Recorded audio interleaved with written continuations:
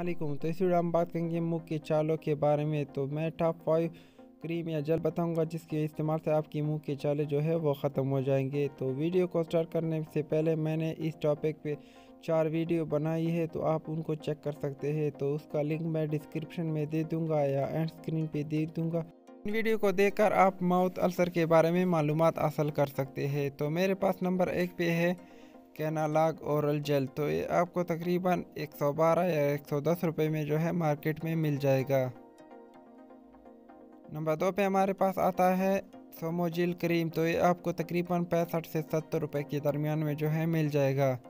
Number 3 पे हमारे पास है डेक्टारिन ओरल जेल। ये थोड़ा सा महंगा है, तो ये आपको तकरीबन 170 रुपये के दरमियान में जो है मिल जाएगा। नंबर 4 पे हमारे पास आए बोंजीला क्रीम। तो ये आपको तकरीबन 35 से 40 रुपये के दरमियान में जो है मिल जाएगा। और नंबर 5 पे हमारे पास है मैकनाथ ओरल जेल। तो ये आपको तकरीबन 65 रुपये के दरमियान में मिल जाएगा। तो इनका इस्तेमाल आप दोस्तों माउथ अल्सर के लिए कर सकते हैं।